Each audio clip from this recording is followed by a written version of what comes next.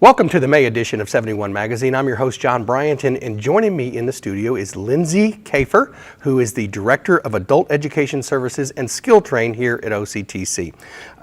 Lindsey, welcome to the show. Thank you. Well, let's begin first of all, you're fairly new to OCTC here at Workforce Solutions Skill Train. Why don't you give our viewers sort of some background about yourself? Sure. Well, I'm from the Owensboro area. I grew up here, went to high school at Apollo. Okay.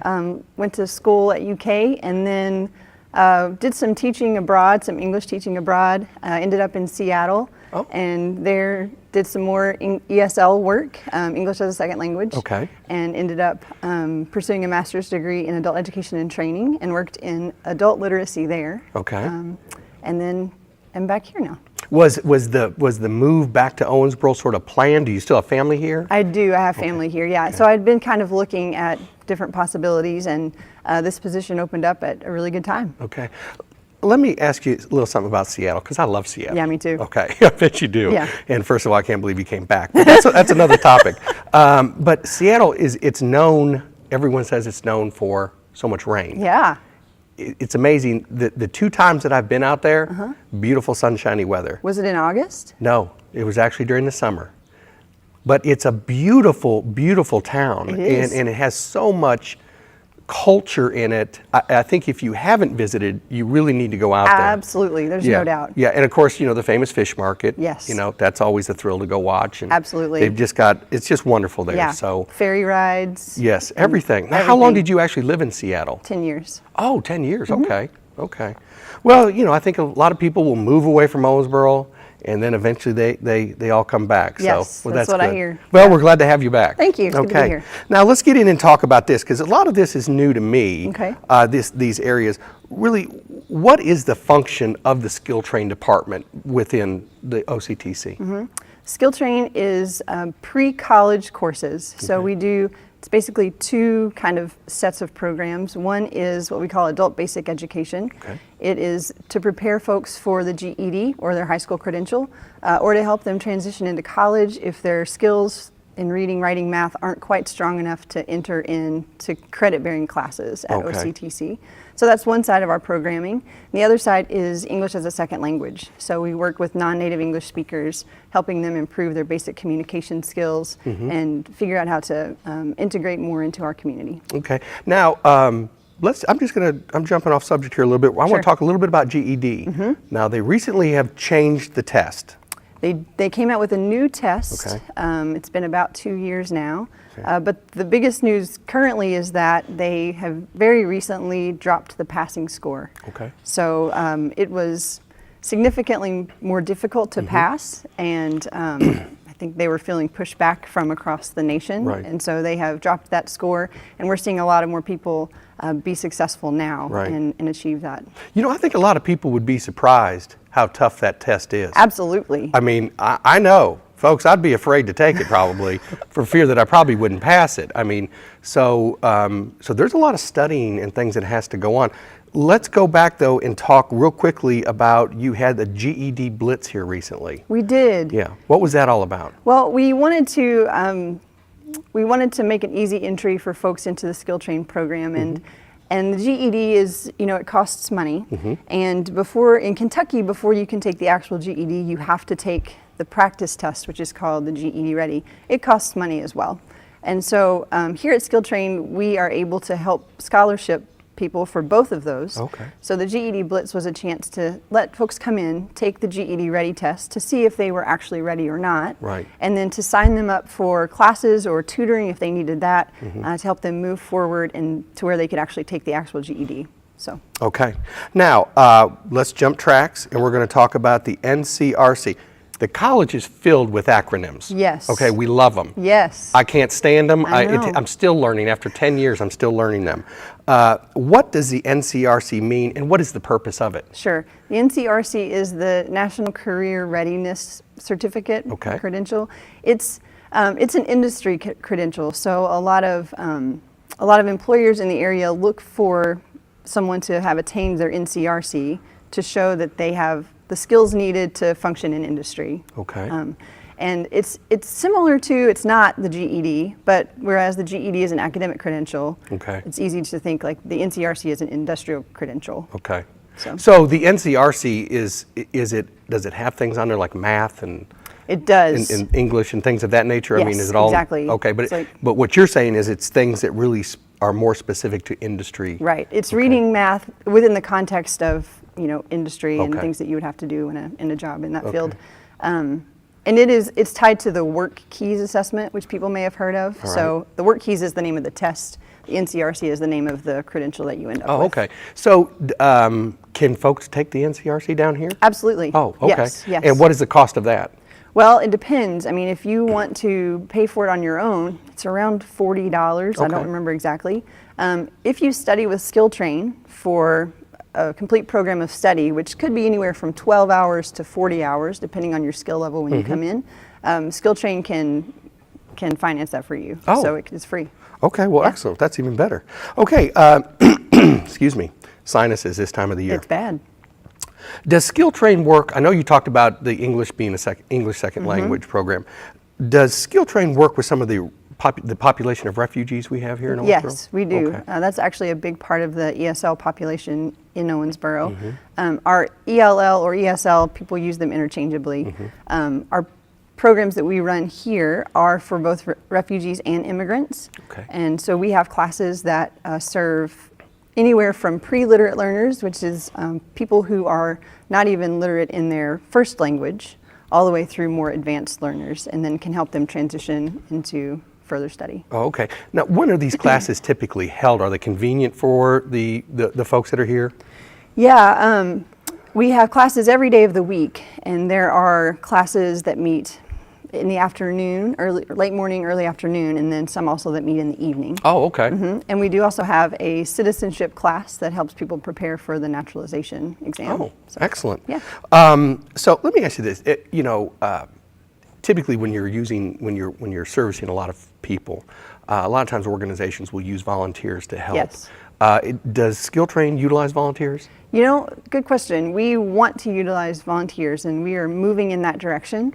It's not something that we're currently doing, though I think my understanding is it's been done in the past. Okay. And so we are right now in the process of drafting up kind of job descriptions for volunteers and planning out when orientation and training and those sorts of things will be. Okay. Now, just out of curiosity for those folks who may be watching, is what would you, just on top surface Sure. level, what would you be looking for in a volunteer? What skills? We'd be looking for someone who is patient, obviously. That rules me out. I don't know, John, you're pretty good. And on a very basic level, Okay. right? At least a high school diploma would be a skill or thank you. There's a word I'm looking yes, for. yes, It's gone. right. I'm right there with you. Thank you. Great. But also, really, it's work with adult learners. Adult learners have had generally hard experiences in school, and even coming back into Skill Train, which is not school but is very similar, can be really overwhelming. And so we look for folks who are going to be warm and encouraging and patient, like I said, Okay. and who are willing to probably commit 2 hours a week, maybe. So it would be really helping these folks study or, Yes. or whatever the case Yes. is. Would it be good that they had a teaching background? It would be fantastic if they had Okay. a teaching background. I'm not going to say it's required. Right. Yes. Okay. All right. Okay. Listen, wrapping this thing up, what are the hours of operation for Skill Train, and how can folks get additional information? Well, our center on Frederica is open from 8 a.m. until 4:30 on Monday and Wednesday. And on Tuesday, Thursday, we have extended hours until 7:30 p.m. Okay. To get extra information, they can call us at 270-686-4454. Okay. And we Just ask can- for Lindsey. That's right, ask for Lindsey. Okay. Well, listen, Lindsey, thanks for joining me today. Thank you, John. I appreciate and it. Welcome back to Owensboro, Thank and you. good luck with OCTC. Thank you so much. Okay, stay tuned. Up next, we're going to be with Keith Sanders with the Asset Building Coalition. So stay tuned. We'll be right back.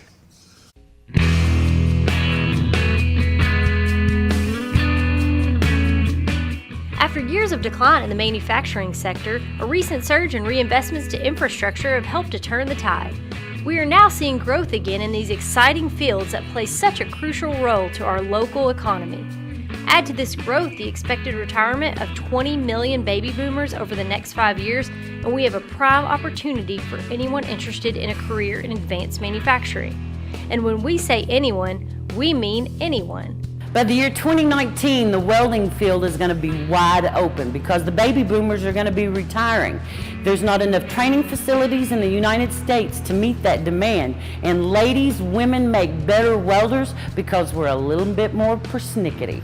I was working 3 jobs when I was approached by a female electrician that offered to help me get into the trade. Now, along with the college, I'm going to have a career in electrical work and associate's degree. I was on a track to be in medicine. I was going for radiology. I wanted to be a doctor. I wanted to have it. I went, since high school, I was being groomed for it. I went to a high school for students interested in the medical profession. I had gotten my CNA at 16, graduated a year early, was on track. And then I woke up one day and was like, you know, I don't want to do this. I like it, it's challenging, it's great, but I don't want to do this. This isn't my passion. Let me look in that automotive program, because on the weekends, I'm not hanging out at the doctor's office, I'm in my garage, and that's where I'm having fun. Almost 25% of the careers in manufacturing and automotive technology in our area are held by women.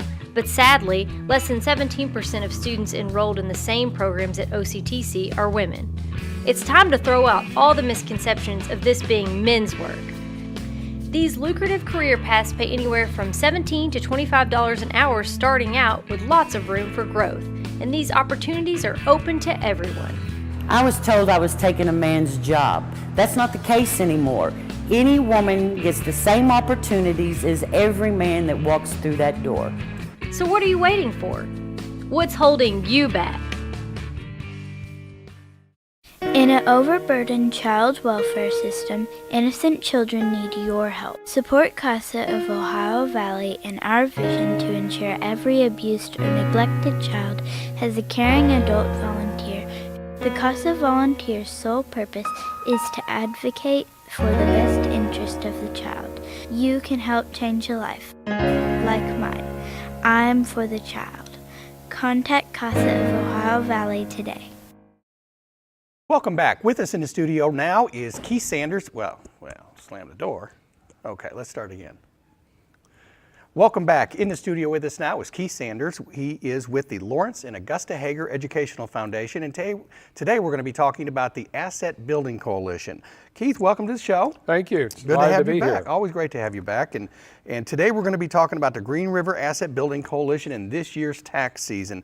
But before we get started, there may be some folks out there who really don't understand what the Asset Building Coalition is and how long it's even been in existence. Okay, John, the Green River Asset Building Coalition is an informal collaborative initiative that consists of over 140 volunteers, some 40 public and private agencies, and maybe close to 20 private businesses and private foundations.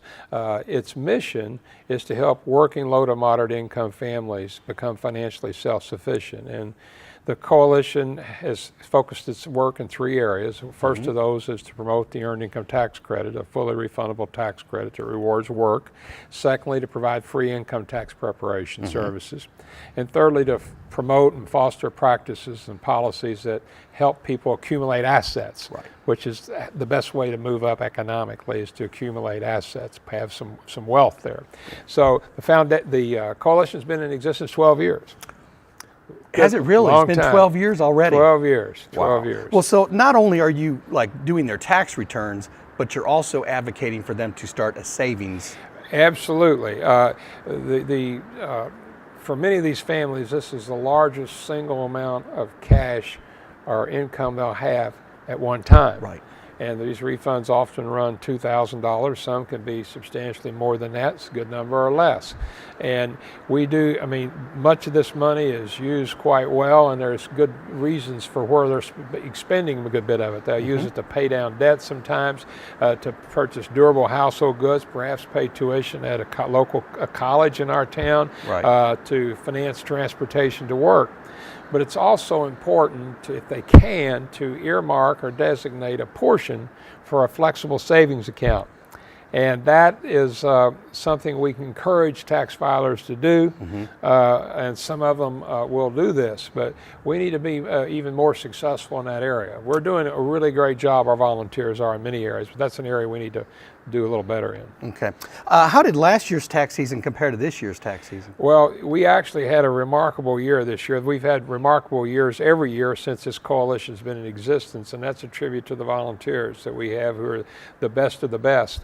But the previous tax season, we filed just a little over 4,500 tax returns. Our volunteers did this at no charge or cost to those families.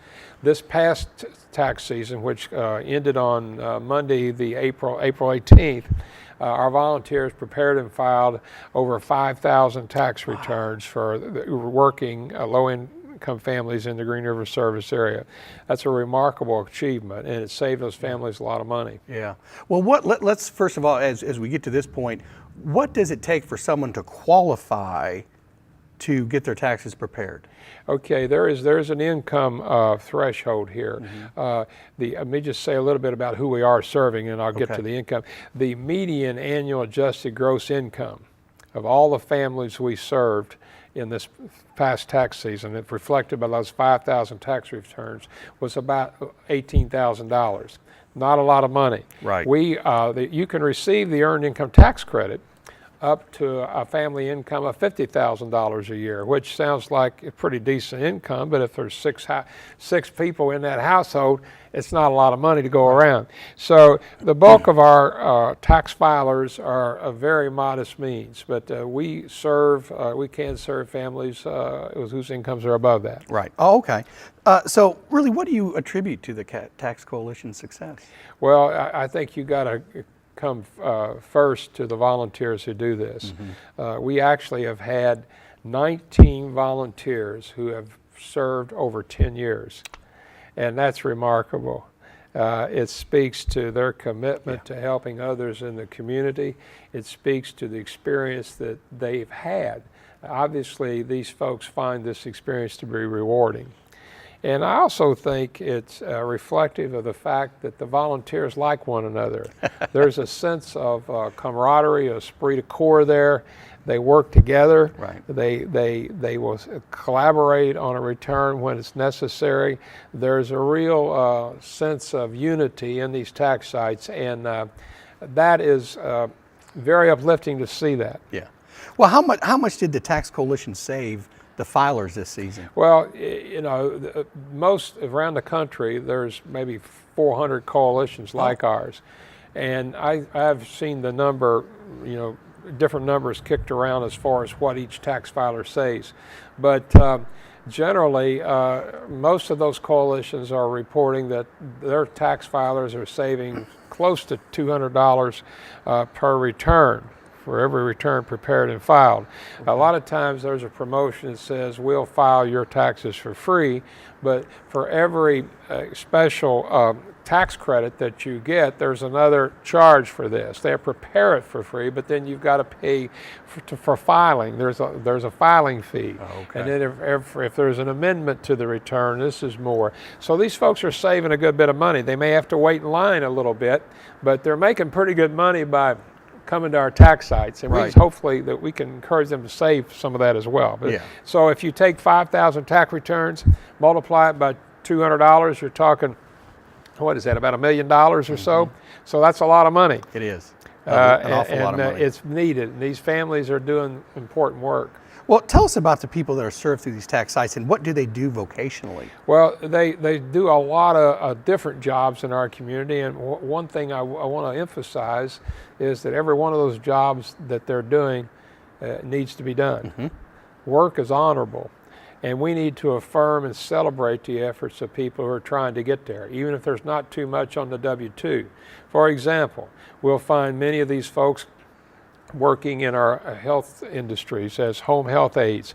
We'll find them in the food service industries. We'll finding that they help clean our buildings. They're in the service industry. They work in the hotel industry. They transport some of our children to school on our school buses. They work in our child care centers. If you think about that work, you think about how important it is to our community and for our society to function. So, when we our volunteers provide this service, I think we can correctly say that they are affirming the work that these folks are doing, and we're saying thank you for doing what you do. And so our coalition's mission is to help working low to moderate income families succeed. It's a very unifying framework for bringing people together. Certainly I mean, I think you'll find few people, if any, who say that if somebody's trying to get there, it behooves the rest of us to encourage them and try to do things to help them get there. Absolutely. Because not only are they going to be better off, we are better off when they prosper as well. Absolutely. So that's a big part of our work. Yeah. Now, how do you recruit, speaking of volunteers, how do you recruit volunteers, and what are their backgrounds? What do they need to come Well, with? that's interesting. Our volunteers come, again, from across the spectrum in the community. Several of them are retired. We have people, a professor at Brescia University has been volunteering for over 10 years, Dr. Okoji. She's a professor of education. She comes in at the end of the day or on a Saturday to volunteer. We have retired school teachers. We have people who are nurses, school pathologists, speech pathologists. We have people who've worked in hourly jobs in factories in our community. To become a preparer, though, one has to put forth some effort. You've got to have working knowledge of basic tax law. The returns we prepare are pretty basic. But the volunteer has to be conversant with basic tax law, and they have to go through a class, and they have to pass a test that certifies their competency, if you will. They also have to have a bit of computer comfort or literacy, because our returns are filed electronically. Right. So the software computes the return and the amount, but you have to have it entered correctly. The correct questions must be asked. And our volunteers, I want to stress this, put a major premium on quality. Every return that a volunteer prepares is then reviewed by a second certified volunteer. It's quality review.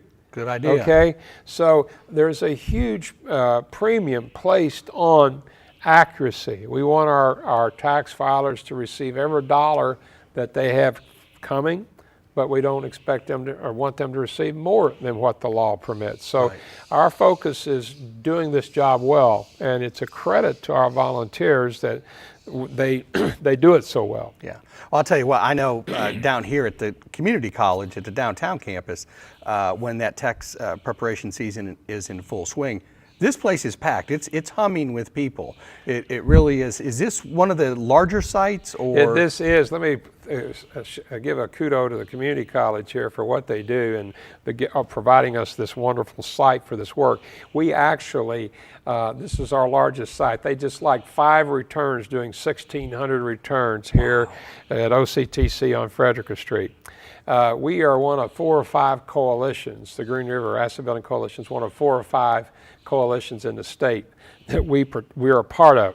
I think this may be the largest single tax preparation site in the state from the standpoint of number of people served. That's a part of our coalition anyway. Right. So, yeah, they do wonderful work here. They're open from 1 to 7, 2 days a week, Tuesdays and Thursdays, and of course on the last day of tax season, they opened up here at 8 in the morning and went to 8 at night. Yeah. Wow. And that says an awful lot about our site coordinator's leadership, Angela Smith, who does a wonderful job, and the volunteers that keep coming back. Yeah, well, that's great. Well, Keith, if people would like to volunteer or they would like to get more information, where do they need to call? Okay, I would suggest right now, for those folks who are happen to be watching our show today, they can call our office at 270-685-1603. That's the Green River Asset Building Coalition number, 685-1603. And in the fall, in October, November, we'll be promoting, advertising again in the newspaper. We look for our print ads. If you're interested in volunteering, you'll be welcomed at our coalition. And many of our volunteers refer other prospective volunteers to come, and we have a kickoff breakfast, and you can learn more about it and decide for yourself. You know, and I think what it's really important for people in Owensboro, Davis County to understand is how much this really benefits our community. I mean, because these people now are going to turn around and spend that money. Exactly. This money gets turned over multiple times. As giving an example, the Earned Income Tax Credit is viewed in a very bipartisan manner as our nation's most effective anti-poverty program.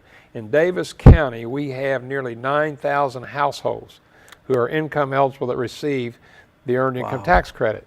I mean, they're working. Wow. But the EITC is actually a wage supplement. So there's about $21 million that comes into low-income households.